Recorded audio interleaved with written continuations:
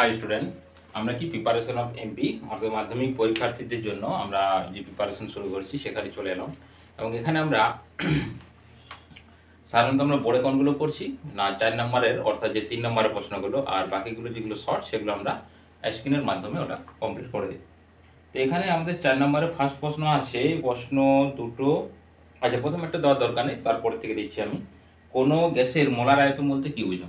না, কোনো গ্যাসের এক মোল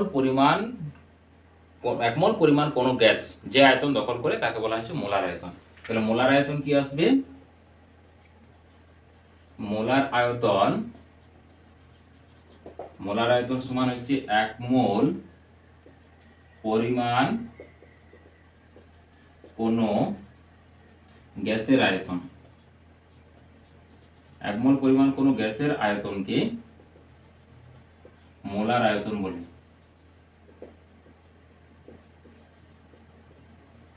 আয়তন বলা হয়, ব্যাস।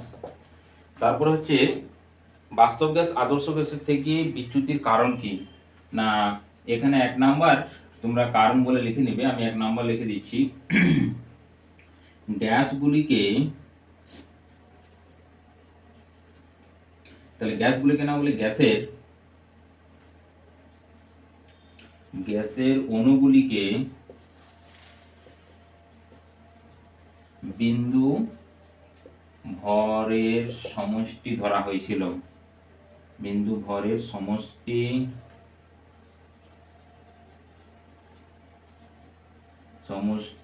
ধরা হয়েছিল। তাহলে গ্যাসগুলোকে কি ধরা হয়েছিল? বিন্দু ভরের সমষ্টি ধরা হয়েছিল, এই জন্য আসছিল না। আর নাম্বার 2 আসছে, এটা দ্বিতীয় পোরশনটা। নাম্বার 2 আসবে আকর্ষণ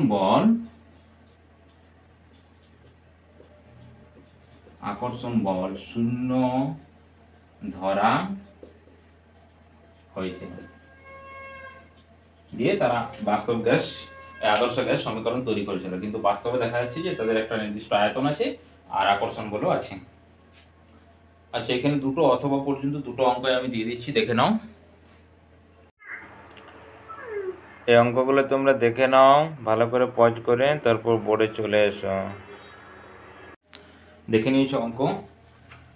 প্রথমে কি বলেছে? প্রথমে বলেছে এফি যদি জারিত করে, হ্যাঁ, তার মানে একে যদি জারিত করা হয়, Fe2O3 আছে, প্লাস দিয়েছে Al নাকি, অ্যালুমিনিয়াম জারিত করা হয়েছে, তাহলে লোহা হবে Fe প্লাস হবে Al2O3, অ্যালুমিনিয়াম অক্সাইড Al2O3। তাহলে কত গ্রাম অ্যালুমিনিয়াম প্রয়োজন? কত বলেছে? Fe প্রস্তুত করছে 558 গ্রাম। 558 গ্রাম অ্যালুমিনিয়াম কত প্রয়োজন? এরপর একটা নাম্বার, এখানে ব্যালেন্সটা ঠিকঠাক আছে কিনা ফার্স্ট কাজ নেই, এখানে 2 দিতে হবে।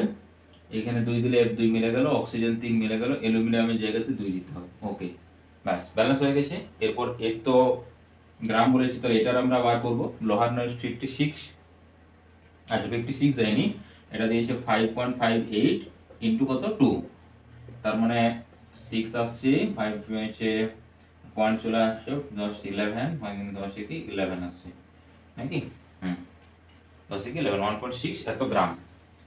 আর এইদিকে অ্যালুমিনিয়ামের কত দিয়েছে? অ্যালুমিনিয়ামের দিয়েছে 27, তাহলে 27 ইন্টু 2, 27 ইন্টু 2, এই যে এখানে 2 আছে বলে, তাহলে 7 দুগুণে 14, 2 দুগুণে 4 × 5 54 গ্রাম। তার মানে 54 গ্রামে এটা উৎপন্ন হয়। আর আমাকে বলেছে 558তে কত লাগবে, তাহলে উল্টো দিক থেকে কি নাম করো, 11.6 গ্রাম Fe তৈরি হয় কত না 54 গ্রাম Al থেকে, 54 গ্রাম Al থেকে।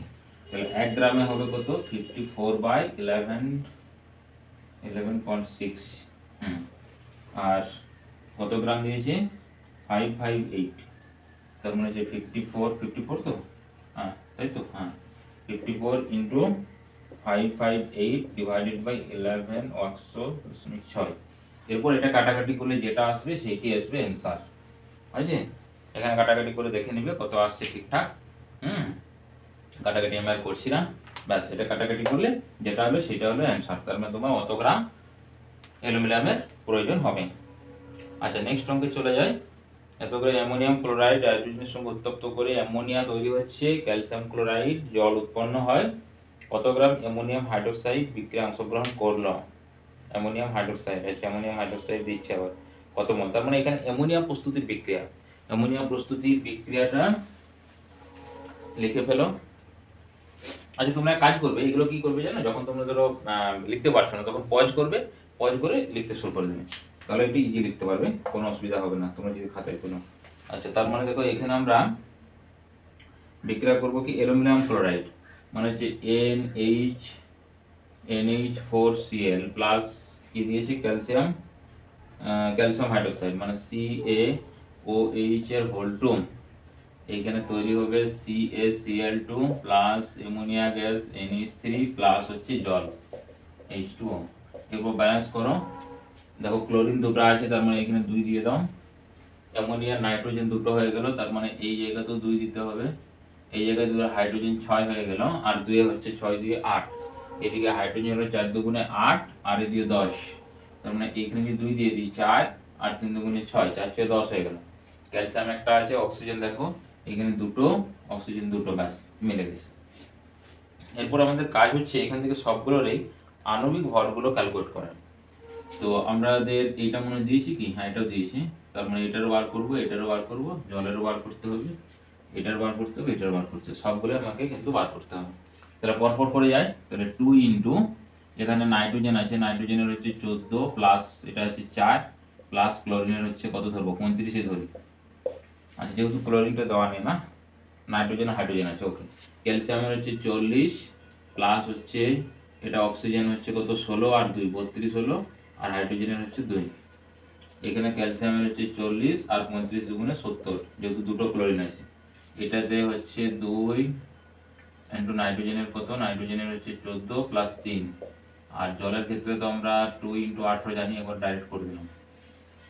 তাহলে এখানে হচ্ছে 14 35 5 আর হচ্ছে 14, তার মানে হচ্ছে 18 আর 35 35 18 35 18 মানে হচ্ছে 5 13 3 হাতে থেকে 4 1 5 53 53 সঙ্গে আবার 2, ঠিক আছে তো যোগটা 13 হাতে থেকে 4 5 ওকে। 53 মানে 6 আর হচ্ছে 5 গুণে 10 106 আসছে, আর এটা এই জায়গাতে আসবে কত 40 আর 70 70 4 74 আসছে, 32 আছে মানে 70 হলো 4 74, এই জায়গাতে আসছে কত 7 মানে 110 চলে আসছে 40, এই জায়গাতে আসছে 17 17 দুগুণে 34 আসছে, আর এখানে 18 দুগুণে 36। এরপর আমাদের অনুপাতগুলো দেখো ঠিকঠাক দিয়েছে কিনা। এটা প্রথমে বলেছে দেখো 10.2 গ্রাম অ্যামোনিয়া 32.1 গ্রাম অ্যামোনিয়াম ক্লোরাইড, তার মানে 106 হচ্ছে কত গ্রাম অ্যামোনিয়া আসছে কত গ্রাম 34, 106 যদি 34 হয় 2 দিয়ে ভাগ করলে 50 হলো, আর 3 দিয়ে যদি ভাগ করি তাহলে এখানে 3 দিয়ে ভাগ করলে 3 3 9, এটাকে 3 দিয়ে ভাগ করছি তাহলে 3 3 9 হাতে থাকে 1 16 3 5 15 মানে 35 হলো, মানে 32 দেওয়া আছে, তাহলে একে 3 ভাগ করে দেখো তো, এটা 3 ভাগ করলে 1 আর হাতে থাকে 1 মানে হচ্ছে 3 11 33 11 আসছে, আর এখানে 10 দেওয়া আছে মানে কাছাকাছি আছে, মানে এগুলো ঠিক আছে। তাহলে যে কোনো, এরপর আমাকে দেখো এর করসপন্ডিং বার করতে বলেছেন কত মোল অ্যামোনিয়া এসটিপিতে কত লিটার ক্যালসিয়াম হাইড্রোক্সাইড বিক্রিয়ায় অংশগ্রহণ করবে। আচ্ছা তাহলে ক্যালসিয়াম বিক্রিয়ায় অংশগ্রহণ করবে মানে সবগুলো প্রায় সেম আসছে দেখো। আচ্ছা আরেকটা দেখে নিই, জলটা 36 আছে, তাহলে 36 আর এখানে যেটা দিয়েছে সেখানে জলটা বলেছে 10.8 বা একটা ক্যালকুলেশন করে তোমরা দেখে নেবে যে এইটা ঠিকঠাক আছে কিনা। তাহলে আমরা এখানে 106 গ্রাম, এটা থাকছে NH4Cl, এখান থেকে পাচ্ছি আমরা 36 গ্রাম জল পাচ্ছি, মানে এমনি আমাদের যে ইকুয়েশন সেই ইকুয়েশন নিয়ম অনুসারে। আর এখানে একটা তাহলে পাবো কত 36/106 ইন্টু, আর আমাদেরকে যেটা বলেছে এখানে কত 32.11 মানে 32.1 গ্রামে, তার মানে এখানে 32.1 এত গ্রামে কত পাবো। তাহলে এইটা বার করে নিলে এরা যেটা হিসাবটা দিয়েছে 10.8 হচ্ছে কিনা আমরা একটু দেখে নিই। এটাতে আসছে 10.90 আসছে, তার মানে ঠিকই আছে, যেরকম রাসায়নিক বিক্রিয়া আছে ওই হিসাবেই মানে অনুপাতটা দেওয়া আছে। ব্যাস, তারপরে এরপর আমরা কি করব, তাহলে আমাদের যে এরপর অ্যান্সার বলেছে, ব্যাস যেরকম একটা যে কোনো ক্যালকুলেশন করে দেখে নিলে। এরপর দেখো এখানে জানতে চেয়েছে যে কত গ্রাম ক্যালসিয়াম হাইড্রোক্সাইড প্রয়োজন হবে, তাহলে কত গ্রাম ক্যালসিয়াম হাইড্রোক্সাইড প্রয়োজন, 74 গ্রাম। একটা অ্যান্সার পেয়ে গেলাম। এবার নাম্বার 2 করে বলছে এই বিক্রিয়ার কত মোল অ্যামোনিয়া এসটিপিতে কত লিটার আছে, কত মোল, মোলটা আগে হচ্ছে 2 মোল, এই যে সামনে কত আছে 2 মোল, আর লিটার কত হবে না 1 মোল সমান জানি 22.4 লিটার, তাহলে 2 মোল সমান 22.4 ইনটু 2 হবে। তাহলে প্রথম অ্যান্সারটা হচ্ছে 74 গ্রাম ক্যালসিয়াম হাইড্রোক্সাইড প্রয়োজন। আচ্ছা, এরপর হচ্ছে 2 মোল NH3 উৎপন্ন হবে। হ্যাঁ, আর এটা যদি লিটারে বলে তাহলে হচ্ছে 22.4 ইন্টু 2 সমান যত আসবে তত লিটার। এটা হচ্ছে এসটিপিতে, এসটিপি স্ট্যান্ডার্ড টেম্পারেচার প্রেসার, এসটিপিতে এত লিটার আসবে। ব্যাস হয়ে গেল। তারপরে প্রশ্ন কি, গ্যাসের আয়তন প্রসারণ গুণাঙ্কের সংজ্ঞায় কি কি স্থির থাকে। গ্যাসের আয়তন প্রসারণ গুণাঙ্কের সংজ্ঞায়, গ্যাসের আয়তন প্রসারণ গুণাঙ্কের সংজ্ঞায় দুটো জিনিস স্থির থাকে, একটা হচ্ছে ভর, আর নাম্বার 2 হচ্ছে মানে কি বলবো, যদি বলে তোমাকে যে কোনটা দেখেছে গ্যাসের আয়তন প্রসারণ গুণাঙ্কে আয়তন প্রসারণ বলে দিয়েছে, তাহলে আয়তন প্রসারণে চাপ থাকবে, হ্যাঁ চাপ, আর যখন চাপ প্রসারণ হবে তার ক্ষেত্রে ধ্রুবক থাকবে আয়তন, আর ভরটা দুজনের ক্ষেত্রে সমান, ভরটা কি থাকবে দুজনের ক্ষেত্রে সমান থাকবে। কি কি স্থির থাকে, একটি অধাতুর নাম লেখো যেটি তাপের সুপরিবাহী, অধাতু কিন্তু তাপের সুপরিবাহী, মানে তাপ যাবে, অধাতু কিন্তু তাপের সুপরিবাহী, আমরা বলতে পারি গ্রাফাইট, গ্রাফাইটের মধ্যে দিয়ে তাপ পরিবাহিত হয়। তাছাড়া আর কিছু এক্সাম্পল, অধাতু কিন্তু তাপ পরিবহন করছে, ওয়াটারও বলতে পারো, ওয়াটারের মধ্যে দিয়েও তাপ পরিবাহিত হয়। ব্যাস। তামার দৈর্ঘ্য প্রসারণ গুণাঙ্ক এত বলতে কি বোঝো, তামার দেখো দৈর্ঘ্য প্রসারণ গুণাঙ্ক কত দিয়েছে না, দৈর্ঘ্য প্রসারণ গুণাঙ্ক দিয়েছে 7 ইন্টু 10 টু দি পাওয়ার কত -6 ডিগ্রি সেন্টিগ্রেড ইনভার্স। ভালো করে শোনো যেটা বলছেন না, একক দৈর্ঘ্যের তামার উষ্ণতা, একক দৈর্ঘ্যের তামার উষ্ণতা 1 ডিগ্রি বৃদ্ধি করলে তামার দৈর্ঘ্য বৃদ্ধি হবে, এটা কত লিখবে, এটা যেহেতু ডিগ্রি সেন্টিগ্রেড দিয়েছে তাহলে সেন্টিমিটার লিখবে, আর যদি এখানে কেলভিন থাকে তখন লিখতাম আমরা মিটার। তাহলে একক দৈর্ঘ্যের কোন তামার উষ্ণতা 1 ডিগ্রি সেন্টিগ্রেড বৃদ্ধি করলে তামার দৈর্ঘ্য বৃদ্ধি হবে 17 into 10 to the power 6 centimetre. Clear? আচ্ছা, তারপরে চলে যাও, বলতো এর মান কেলভিন স্কেলে একই থাকে কেন। এই মান স্কেল মানে এই যে মানটা বলতে চাইছি যে এটা 17 into 10 to the power -6 kelvin inverse কেন হয়, মানে দুটো একই মান ডিগ্রি সেন্টিগ্রেড কেলভিনে। তার কারণ কি না, আমরা জানি এই যে তামার দৈর্ঘ্য প্রসারণ গুণাঙ্ক কেবলমাত্র নির্ভর করে কার সঙ্গে না, এটা নির্ভর করে উষ্ণতা পার্থক্য, তো উষ্ণতা পার্থক্য তো আমরা জানি বা এরকম ভাবে লিখতে পারি যে উষ্ণতা পার্থক্য ডিগ্রি সেন্টিগ্রেড ও কেলভিন স্কেলে একই থাকে। তাহলে উষ্ণতার পার্থক্য ডিগ্রি সেন্টিগ্রেড ও কেলভিন স্কেলে একই থাকে, অর্থাৎ সেন্টিগ্রেডে 1 ডিগ্রি বৃদ্ধি মানে কেলভিন স্কেলে 1 ডিগ্রি বৃদ্ধি, একই জিনিস, তাই তারা ভ্যালুটা একই থাকবে, মানে উষ্ণতার কোনো পরিবর্তন হচ্ছে না, বৃদ্ধির পরিমাণটা ওই জন্য একই থাকছে। তাহলে একটু ইম্পর্টেন্স, এটা আমি একটু লিখে দিই।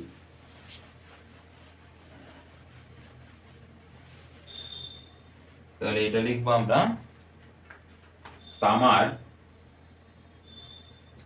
তামার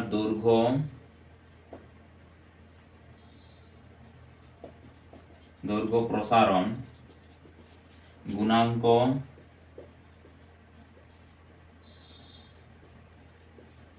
একই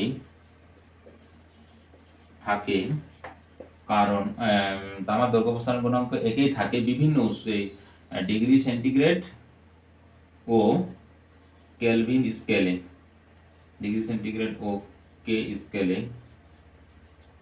কারণ দুটি স্কেলেই উষ্ণতার পার্থক্য একই হয়। মানে ওখানে যদি 10 ডিগ্রি বাড়ায় কেলভিনে যে ডিফারেন্স দেখাবে সেন্টিগ্রেডে একই ডিফারেন্স দেখাবে। তারপর বলেছে দন্ত চিকিৎসক কি ধরনের দর্পণ ব্যবহার করে, দন্ত চিকিৎসক কি করে না, অবশ্যই হচ্ছে অবতল, মানে বড় দেখানো অবতল, আর উত্তল হতে ছোট দেখাবে। উত্তল হচ্ছে গাড়িতে ব্যবহার করে, তো দন্ত চিকিৎসক হলো অবতল। কাঁচ ফলক প্রতিসরণের ফলে আলোক রশ্মির চ্যুতি হয় না কেন? কাঁচ ফলকে প্রতিসরণের জন্য আলোক রশ্মির চ্যুতি হয় না, কারণ আলোক রশ্মি বায়ু থেকে, লিখতে হবে আলোক রশ্মি বায়ু থেকে কাঁচে প্রবেশ করে এবং কাঁচ ফলক থেকে যখন নির্গত হয় তখন কাঁচ থেকে বায়ুতে প্রবেশ করে। অর্থাৎ চ্যুতিকোণের মান সমান ও বিপরীতমুখী হওয়ার জন্য আমরা সমান্তরাল কাঁচ ফলকের মধ্য দিয়ে আলোক রশ্মি নির্গত হলে চ্যুতি ঘটে না, কিন্তু পার্শ্বসরণ ঘটে। তার মানে লিখব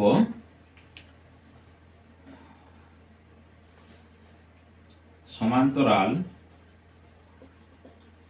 কাঁচ ফলকের মধ্য দিয়ে আলো নির্গমনের সময় প্রথমে বায়ু থেকে কাঁচ ও পরে কাঁচ থেকে বায়ুতে প্রতিসরণ হয়, দুটোই প্রতিসরণ, হ্যাঁ প্রতিসরণ হয়। তাই চ্যুতির পরিমাণ সমান ও বিপরীত হয়, ফলে তাই চ্যুতির পরিমাণ সমান ও বিপরীত হয়, ফলে মোট চ্যুতি শূন্য হয়। ওকে, দুটো যদি শূন্য হয় তাহলে আর কি চ্যুতি পাবো? আমরা পাবো না। ক্লিয়ার? তারপর বলেছে একটি উত্তল লেন্সের 20 সেন্টিমিটার কাঁচ ফলকের প্রতি চ্যুতি হয় না কেন, এটা হয়ে গেল। আচ্ছা, আমি এখান থেকে আগের প্রশ্নগুলো এবং এই পর্যন্ত, যেখানে অথবার পর্যন্ত অঙ্ক পর্যন্ত প্রশ্নগুলো করে দিয়ে দিই তোমাদেরকে। এই অঙ্কগুলো ভালো করে দেখে নাও, তারপর তোমরা বোর্ডে চলে এসো পজ করে ভালো করে। এর আগেও মনে দু একটা করলাম এখান থেকে, ব্যাস অথবা পর্যন্ত তোমরা পজ করে দেখে নেবে বা লিখে নেবে, যাই হোক। তাহলে দেখো 20 সেন্টিমিটার বলেছে, একটা উত্তল লেন্স থেকে 20 সেন্টিমিটার দূরে একটি বস্তু রাখার ফলে উৎপন্ন প্রতিবিম্ব লেন্সের কোনো দিকে পাওয়া গেল না। ওই লেন্সের ফোকাস দূরত্ব কত? বায়ুর সাপেক্ষে, আচ্ছা পরে তো বায়ুর সাপেক্ষে কাঁচের অঙ্ক আছে। তাহলে ফোকাস দূরত্ব কত? যদি কোনো দিকে আমাদের প্রতিবিম্ব না পাই, তার মানে সেটা কোথায় গিয়েছে? অসীমে। কোনো দিকে যদি আমরা বস্তুর প্রতিবিম্ব না পারি তাহলে কোথায় চলে গেছে? অসীমে। অসীমে যদি যাই তার ক্ষেত্রে বস্তুকে কোথায় রাখতে হয়? ফোকাসে রাখতে হয়। তাহলে ফোকাস দৈর্ঘ্য কত হলো? 20। ক্লিয়ার? লজিক বোঝা গেছে যে অসীমে গঠিত, দেখতে পাচ্ছি না মানে অসীমে গঠিত হয়েছে। আর কখন কোথায় রাখলে বস্তুর অসীমে গঠিত? ফোকাসে। তাহলে যেখানে বলেছে 20 সেন্টিমিটার রাখা হয়েছে তাহলে 20টাই ফোকাস হবে। তাহলে ফোকাস দৈর্ঘ্য বলেছে কত? পাওয়া গেল না, মানে ওই লেন্সের ফোকাস দূরত্ব কত? তাহলে ফোকাস দূরত্ব 20 সেন্টিমিটার। বোঝা গেল লজিক? তারপর বায়ুর সাপেক্ষে কাঁচের প্রতিসরাঙ্ক 1/5 হলে কাঁচের সাপেক্ষে বায়ু কত? দেখো এই ফর্মুলাটা কি আসছে, ধরো ডাব্লিউ বায়ুর সাপেক্ষে বলেছে, একটা বলেছে বায়ুর সাপেক্ষে কাঁচের প্রতিসরাঙ্ক এজি সমান হচ্ছে 3/2, মানে 1.5 এখানে বলেছে 1.5 লিখে 1.5। এরপর আমাদেরকে জানতে চেয়েছে কাঁচের সাপেক্ষের বায়ু মানে হচ্ছে মিউ জি এ। তাহলে আমরা কি জানি মিউ এজি সমান 1/মিউ এজি, উল্টে যায়। তার মানে এটা কত আসছে? 1/1.5, মানে ওর রিভার্স হয়ে গেল। ক্লিয়ার? তাহলে ওটা রিভার্স চলে আসছে। ওকে, তারপর বলেছে দেখো এই অঙ্কটা দিয়ে দিচ্ছি, একটি বস্তু 5 সেন্টিমিটার দৈর্ঘ্যের একটি উত্তল লেন্সের সামনে 2 সেন্টিমিটার দূরে রেখে 10 সেন্টিমিটার দৈর্ঘ্যের প্রতিবিম্ব পাওয়া গেল। 2 সেন্টিমিটার দূরে রেখেছে, 10 সেন্টিমিটার দৈর্ঘ্যের প্রতিবিম্ব পাওয়া গেল। রৈখিক বিবর্ধন ও প্রতিবিম্ব দূরত্ব কত? দেখো রৈখিক বিবর্ধন, রৈখিক বিবর্ধনের ফর্মুলা হচ্ছে রৈখিক বিবর্ধন সমান প্রতিবিম্বের উচ্চতা বাই বস্তুর উচ্চতা, তাহলে প্রতিবিম্বের উচ্চতা 10 আর এটা 5 বলেছে, তার মানে কত হলো? 2। এটা রৈখিক বিবর্ধনকে আমরা কি লিখি? এম হিসাবে, এটা হচ্ছে এম। তার মানে এম এর মান কত হলো? 2। আবার আমরা কি জানি না, এম সমান জানি আমরা, এটা নিচে লিখছি তাহলে তোমরা উল্টা পাল্টা করবে। আবার এম সমান ভি বাই ইউ। ভি মানে কি? প্রতিবিম্ব দূরত্ব, ইউ মানে বস্তু দূরত্ব। হ্যাঁ, তাহলে এটা হচ্ছে প্রতিবিম্ব দূরত্ব প্রতিবিম্ব দূরত্ব ডিভাইডেড বাই বস্তু দূরত্ব। তাহলে প্রতিবিম্ব বাই বস্তু, এটাকে আমি ওই এটা লিখলাম আর কি। হ্যাঁ, তাহলে ভি এর মানটা জানতে চেয়েছে আর ইউর মানটা দেওয়া আছে কোনো 2 সেন্টিমিটার। তাহলে এম এর মান কত 2, তাহলে ভি সমান 2 দুগুণে 4, তাহলে ভি এর মান কত এলো 4 সেন্টিমিটার। ক্লিয়ার? ভি এর মান কত 4 সেন্টিমিটার হয়ে গেল। জলবিদ্যুৎ উৎপাদনে ভিত্তিগত কৌশলটি রাখো, একবার 3 নাম্বার, দরকার নেই ছেড়ে দাও। একটি বৈদ্যুতিক বাতিকে 200 কিলো ম্যান্সের সঙ্গে যুক্ত করলে এত প্রবাহ দেয়। আমি পরপর দুটো মানে এই পেজটার একবারে শেষ করে প্রশ্ন দিয়ে দিচ্ছি, তোমরা দেখে নাও।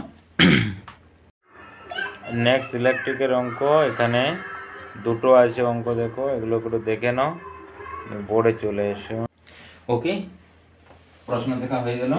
এরপর বলেছে দেখো একটা বাল্বকে যখন কিসে যোগ করা হয়েছে, বৈদ্যুতিক বাতিকে, হ্যাঁ 220 ভোল্টে, মানে দেখো এটা হচ্ছে আমার ধরে নিচ্ছি যে বাল্বের সাইন, একে যখন 220 ভোল্টে যোগ করেছে, ওইটা 220 ভোল্ট, তখন এর মধ্যে কারেন্ট যাচ্ছে 1 এম্পিয়ার, আই ইকুয়াল টু কত 1 এম্পিয়ার। ওকে, তাহলে বলেছে 120তে যোগ করলে কি কারেন্ট যাবে, এটা হচ্ছে ডট ডট ডট ডট এরকম আবার বাতি, এটাকে সেম বাতিটা এখানে 120 না 110 দেখলাম 110 ভোল্টে যোগ করেছে, তখন তার কারেন্ট কত যাবে। তাহলে দেখো এখানে কারেন্ট কত 1 এম্পিয়ার, তার মানে এর আর ধরে নিচ্ছি রোধ আর, তাহলে আমাদের ফর্মুলা কি, আমরা জানি ভি সমান হচ্ছে আই আর, তার মানে আর সমান কত আসছে ভি বাই আই, ভি এর মান হচ্ছে 220, আই এর মান 1, মানে কত আসছে 220 ওহম আসছে, আর ইকুয়াল টু কত 220 ওহম। এখন ওই বাতিটাকেই তো এই বাতিটা যোগ করেছি, তার মানে এখানে আর এর মান কত হবে 220 ওহম হবে। তাহলে এখানে ভি জানি, আই কত হবে, আই এর ফর্মুলা ভি বাই আর, তাহলে ভি এর মান হচ্ছে 110 ডিভাইডেড বাই 220, মানে হাফ এম্পিয়ার আসে। ভোল্টেজ কমালে কারেন্ট কমে যাবে, তার মানে কত আসছে হাফ এম্পিয়ার। বুঝে গেল? যেহেতু রেজিস্ট্যান্স তো সেম থাকবে একই বাল্ব, তাহলে আমাদের অ্যান্সার কত আসছে এখানে হাফ এম্পিয়ার। তারপর দিয়েছে দুটো বাতি দিয়েছে, রোধের অনুপাত কত, রোধের অনুপাত জানতে চেয়েছে দুটো বাতি। এর পরের যে প্রশ্ন, সেই পরের প্রশ্নে দুটো বাতি আছে, রোধের অনুপাত, একটা হচ্ছে 220 ভোল্ট 60 ওয়াট, আর একটা হচ্ছে এটা 60 ওয়াট, আর একটা দিয়েছে 110 ভোল্ট, এটা হচ্ছে 60 ওয়াট। এদের রোধের অনুপাতটা আমাদেরকে লিখতে হবে। তাহলে আমরা আর এর ফর্মুলা দেখো, যখনই ডাব্লিউ থাকবে আর ভোল্ট থাকবে তখন পাওয়ারের ফর্মুলা ভাবতে হবে। পাওয়ারে যে আমাদের আর আছে, ভি সমান আইআর যদি হয় তাহলে কারেন্ট দেওয়া থাকতো, কারেন্ট আছে কি নেই, যখন ওয়াট আছে তখন আমাদের পাওয়ারের ফর্মুলা যাবো, তাহলে পাওয়ারের ফর্মুলা কি P equal to I V. আর এটাও যেহেতু রোধ বলেছে আমাদেরকে, তাহলে কি লিখবো, পি ইকুয়াল টু হচ্ছে ভি স্কয়ার বাই আর, ফর্মুলাটা ইউজ করবো, তাহলে রোধ পেয়ে যাবো। তার মানে আর ইকুয়াল টু কি আসছে, আর equal to V square by P. তার মানে এরপর লিখবো প্রথম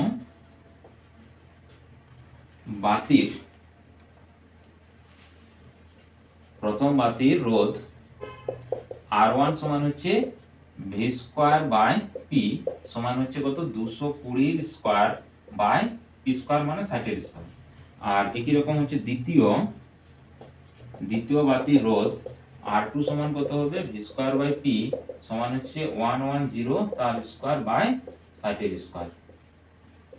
তো অনুপাত বার করো, এখানে করছি R1:R2, তাহলে R1:R2 মানে আসবে কত, প্রথমে হচ্ছে 220 ইন্টু 220 হয়ে গেল, বাই হচ্ছে 60টা কেটে যাচ্ছে, তাহলে ওটা আর করছি না, দুটোর 60 আছে, এটা 110 ইন্টু 110, তার মানে এটা কাটলে এটা 2 আসবে, এটা কাটলে এটা 2 আসবে, তার মানে আসছে কত 4:1 হয়ে গেল, 4:1। এই পেজে চলে এসো, ডোবার নিয়ে এসে ত্রয়ী সূত্র লেখো, অবশ্যই পারবে ত্রয়ী সূত্র। ওই যে পরপর 3টা মূল্য হলে এভারেজ করলে তার মিডিলটা আসে পর্যায় ধর্ম, বা যে কোনো বই থেকে একটু ভালো করে মুখস্থ করে নেবে। সিএল ক্লোরিন ব্রোমিন ফ্লোরিন আয়োডিনকে জারণ ক্ষমতার ঊর্ধ্বে সাজাও। এই যে ক্লোরিন দেওয়া আছে, তারপরে দেওয়া আছে ব্রোমিন, আয়োডিন, ফ্লোরিন। দেখো এখানে আমরা জারণ স্তর মানে ওই যে একই ফর্মুলা প প ধ বাদ দিয়ে সব হচ্ছে এগুলো কি আছে, সবগুলো একই আমাদের একই ইয়েতে আছে, একই শ্রেণীতে আছে 17 নম্বরে। তো প্রথমে দেখো ফ্লোরিন 9, তারপর ফ্লোরিনের পর ক্লোরিন 17, তারপর ফ্লোরিন ক্লোরিন ব্রোমিন, তারপর হচ্ছে আয়োডিন। এই সিরিজটা মনে রাখতে হবে, এটা গেলে উপর থেকে নিচ্ছি। তাহলে যখন আমরা শ্রেণী দেখবো তখন উপর থেকে নিচ দেখবো, তাহলে এরা তো প প ধয়ের মধ্যে পড়ছে না। প মানে পারমাণবিক আয়তন, আর একটা প মানে পারমাণবিক ব্যাসার্ধ, ধ মানে ধাতব ধর্ম। তার মানে এরা উপর দিকে যদি নিচের দিকে যায় তাহলে কি হবে, উপর দিকে নিচের দিকে গেলে কমবে। তাহলে সবার নিচে যে আছে তার তড়িৎ ঋণাত্মকতা না কি বলেছে, জারণ ধর্ম, তার মানে জারণ ধর্ম কম হবে, তাহলে জারণ ধর্ম বেশি কার হবে, ফ্লোরিনের। তাহলে আমরা কি লিখলাম, fluorine greater than chlorine greater than bromine greater than iodine. Okay, এখান থেকে আমরা অ্যান্সার পেয়ে গেলাম, ফ্লোরিন ক্লোরিন ব্রোমিন আয়োডিন জারণ ধর্ম। পপদ হ, পপদ হচ্ছে বাম থেকে ডান দিকে গেলে বৃদ্ধি পায়, আর উপর থেকে নিচের দিকে গেলে বাম থেকে ডান দিকে গেলে হচ্ছে কমে যায়, আর উপর থেকে নিচের দিকে গেলে বৃদ্ধি পায়। আর বাকি সবগুলো হচ্ছে বাম থেকে ডান দিকে গেলে কি হবে, বৃদ্ধি পাবে, আর উপর থেকে নিচের দিকে গেলে কম হবে। আর উপর থেকে নিচ মানে কি করি, উপর থেকে নিচ মানে হচ্ছে শ্রেণী বরাবর দেখি, আর বাম থেকে ডান মানে হচ্ছে যখন পর্যায়ে একে হয় তখন পর্যায় বরাবর ধর্ম। মজলে পরীক্ষার গুরুত্বপূর্ণ সিদ্ধান্ত কি, পর্যায় সারণীর ক্ষেত্রে এই সিদ্ধান্ত গুরুত্বপূর্ণ কেন না। মজলে যে সূত্র দিয়েছিল সেই সূত্রটা আমি তোমাদেরকে পড়িয়েছিলাম যে root nu proportional to Z, root nu proportional to Z, জেডটা হচ্ছে কি অ্যাটমিক নাম্বার, পারমাণবিক সংখ্যা, আর নিউটা হচ্ছে ফ্রিকোয়েন্সি। ধরো এই পেনটার ভিতরে কি কি আছে আমরা কি করে পাবো, এই পেনটা যদি স্পেকট্রাম করি, মানে একে পুড়িয়ে গলিয়ে বা যে কোনো খুশি হোক বা তড়িৎ স্ফুলিঙ্গ বা যেখানে খুশি হোক, এর সাহায্যে আমরা স্পেকট্রাম করলাম, সেই স্পেকট্রামের আমরা ফ্রিকোয়েন্সি পাবো, কম্পাঙ্ক। সেই কম্পাঙ্কটা যদি বর্গ করি তাহলে এই জেড আসবে। এই জেড মানে পারমাণবিক ক্রমাঙ্ক। ধরো পারমাণবিক ক্রমাঙ্ক এসছে 20, তার মানে এটার মধ্যে কি বলবো আছে, ক্যালসিয়াম আছে, বুঝা গেল। বা ধরো এমন কিছু ধাতু, যে ধাতুটা কোথায় পর্যায় সারণী আমরা লিখবো বা কোথায় বসাবো তার আমরা জেড জানি না, তখন কি করব, ওই ধাতুটার স্পেকট্রাম বার করবো, তার রুট করব, যে কম্পাঙ্ক আসবে, তাহলে তাকে এরপর জেড পেয়ে যাবো, পারমাণবিক ক্রমাঙ্ক, তাহলে কোথায় বসবে পেয়ে যাবো। তাহলে এখানে যে প্রশ্নটা বলেছে পর্যায় সারণী ক্ষেত্রে সিদ্ধান্তের গুরুত্ব কি, তাহলে আমরা লিখবো, তাহলে সিদ্ধান্ত কি হলো, সিদ্ধান্ত এটা যে কম্পাঙ্কর বর্গমূল, এটাকে কি বলা হচ্ছে, বর্গমূল, কম্পাঙ্কের বর্গমূল পারমাণবিক ক্রমাঙ্কের সমান। পর্যায় সারণী গুরুত্ব কি না, কিছু অজানা মৌল যাদের পারমাণবিক ক্রমাঙ্ক জানা নেই তাদের পারমাণবিক ক্রমাঙ্ক নির্ণয় করা হয় এবং পর্যায় সারণীর কোথায় অবস্থিত তা নির্ধারণ করা হয়, বোঝা গেল। তারপর যে ধাতব তারের মধ্য দিয়ে তড়িৎ পরিবহনের তড়িৎ পরিবহন এবং তড়িৎ বিশ্লেষণের সময় মধ্য দিয়ে তড়িৎ পরিবহন দুটি পার্থক্য আছে, ধাতব তারের তড়িৎ পরিবহন আর তড়িৎ বিশ্লেষণে তড়িৎ পরিবহন। ধাতব তারের তড়িৎ পরিবহনের সময় কোনো রাসায়নিক পরিবর্তন হয় না, কিন্তু তড়িৎ বিশ্লেষ্য পদার্থের মধ্য দিয়ে তড়িৎ পরিবহন হলে রাসায়নিক পরিবর্তন হয়, ব্যাস। আর এখানে লিখব আয়নগুলি তড়িৎ পরিবহন করে, এখানে হচ্ছে পরিবাহীর ক্ষেত্রে ইলেকট্রনগুলি তড়িৎ পরিবহন করে, আর তড়িৎ বিশ্লেষ্য পদার্থের ক্ষেত্রে আয়নগুলি তড়িৎ পরিবহন করে। দুটো পার্থক্য হয়ে গেল। তড়িৎ পরিবহন দুটো পার্থক্য লেখো। তড়িৎ বিশ্লেষণ পদ্ধতিতে কপার ধাতু পরিশোধনে বিশুদ্ধ কপার দণ্ড ও ইলেকট্রোড রূপে ব্যবহার করা হয়। কোন ইলেকট্রোড আছে, তাহলে কপার ধাতু পরিশোধন করছি, তাহলে কপার ধাতুকে যখন আমরা পরিশোধন করব বিশুদ্ধ কপারকে রাখতে হবে কোথায়, ক্যাথোডে, আর অবিশুদ্ধকে রাখতে হবে কোথায়, অ্যানোডে। আর এটা তো বলেনি রাসায়নিক পদার্থ, তা রাসায়নিক পদার্থ কপার সালফেট ব্যবহার করতাম, তো সে ব্যবহার বলেনি, অ্যানোডে ক্যাথোডে বলেছে। ইউরিয়া শিল্প উৎপাদন ব্যবহৃত রাসায়নিক পদার্থগুলির নাম লেখো, বিক্রিয়ার সমিত সমীকরণ দাও। ইউরিয়ার শিল্প উৎপাদন পদ্ধতি হচ্ছে carbon dioxide plus ammonia, NH2, এখানে দিলে হবে CONH2 এটা ইউরিয়া, এটার নাম হচ্ছে ইউরিয়া। আর এখানে দিতে হয় 150 atm চাপ আর 200 ডিগ্রি সেন্টিগ্রেড, আর আয়তন নিতে হয় তোমার আয়তনের 2:1 অনুপাত নিতে হয়, অ্যামোনিয়া টু কার্বন ডাইঅক্সাইড 1 অনুপাত তো চাইনি, জাস্ট বিক্রিয়ার সমীকরণ এবং শর্ত আমাদেরকে জানতে চেয়েছেন, হয়ে গেল।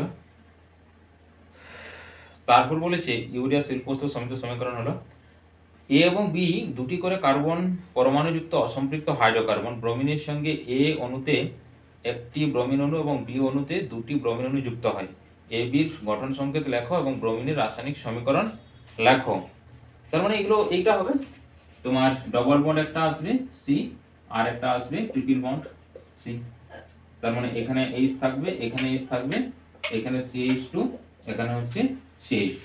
তো ব্রোমিনের সাহায্যে যে বিক্রিয়া আছে সেই বিক্রিয়ার আমরা কি দেবো, সমিত সমীকরণ আমরা দেব। তাহলে এটার উপর বিক্রিয়া দিতে বলেছে। আচ্ছা আমি তাহলে তোমাদেরকে কোশ্চেনটা দিয়েছি, ভালো করে দেখে নাও, তারপর পড়ে চলে আসো। লাস্ট অ্যান্ড ফাইনাল, এর আগেও মনে হয় কিছু এগুলো থেকে করলাম, আর পরের দিকেগুলো কিছু করছি, এগুলো দেখে নাও যে বোর্ডে চলে আসো। ওকে, এরপরে বিক্রিয়া কি দেখো, CH2 ডবল বন্ড CH2, এখানে তোমার ব্রোমিন দেব Br2, আর এখানে সানলাইট সূর্যালোক, সূর্যালোক এটি লিখবে। এখানে হচ্ছে CH2 হবে, এখানে একটা Br দিবে, এখানে সিঙ্গেল বন্ড হবে CH2, এখানে হচ্ছে Br, মানে এটা যদি নাম লিখি তাহলে 1,2 ডাই, এই যে দুটো ব্রোমিন আছে ব্রোমো, 1, ডাই ব্রোমো, দুটো কার্বন মানে হচ্ছে কি ইথ, মানে ইথান, ইথান হয়ে গেল। আর যখন এটার করব তার ক্ষেত্রে CH double triple bond CH, এটার ক্ষেত্রে Br2 সূর্যালোক, এটা সূর্যালোক দিতে হবে, এখানে হবে CH, এটা সিঙ্গেল বন্ড CH, এখানে একটা ব্রোমিন যাবে Br, এখানে একটা ব্রোমিন, আর উপর দিকে আর একটা ব্রোমিন, এখানে উপর দিকে আর একটা ব্রোমিন। তাহলে এখানে লিখবো, এটা লিখবো আমরা 1,2, আচ্ছা 1 দুটো দুটো আছে, তাহলে 1,1, 2,2, এটা হচ্ছে ট্রাই হবে, যেহেতু চারটা আছে, try bromo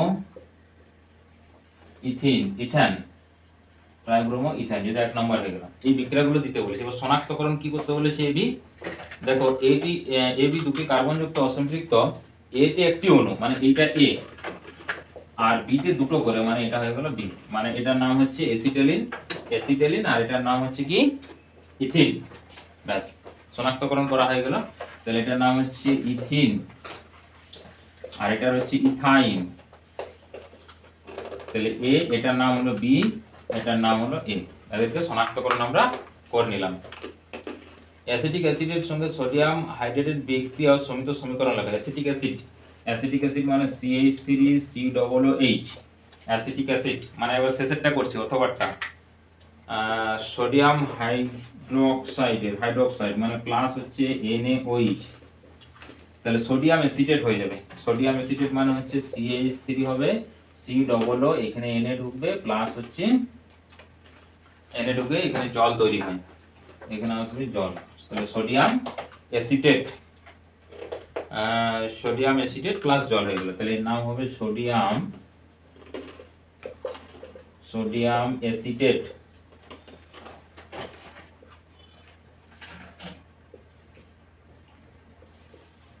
sodium acetate plus জল, এইটি আমাদের সমীকৃত সমীকরণ লেখো। আমরা সমীকরণ লিখে দিলাম, এখানে সমান চিহ্ন দিতে পারো কারণ সব ব্যালেন্স হয়ে যাচ্ছে যেহেতু, বা জৈব রাসায়নিক ক্ষেত্রে সবসময় আমাদের এই চিহ্নটা ব্যবহার করা হয়, এটাই ব্যবহার করা হয়। তারপর বলেছে প্যাকেজিং এর ব্যবহারের জন্য পাট ও পলিথিনের মধ্যে কোনটি পরিবেশ বান্ধব কেন? পলিথিন আর পাট, তাহলে পাটটা তো আমাদের পরিবেশে নষ্ট হয়ে যায়, তার মানে কি বলবো যে পাটটা প্যাকেজিং এর ক্ষেত্রে পরিবেশ বান্ধব একটা উপাদান আর কি, পরিবেশ বান্ধব। এবং কারণ কেন লিখবো না, পাট হচ্ছে পরিবেশে দীর্ঘদিন থাকে না, পরিবেশের ব্যাকটেরিয়া বা অণুজীবদের সঙ্গে বিক্রিয়া করে মাটির সঙ্গে মিশে যায়। তাহলে ব্যাস এই পর্যন্ত হলো, আবার নেক্সট আসবো। থ্যাঙ্কস, আর বেশি করে তোমরা শেয়ার এবং কমেন্ট করো এবং লাইক তো অবশ্যই করবে। থ্যাঙ্কস, ভিডিও এই পর্যন্তই।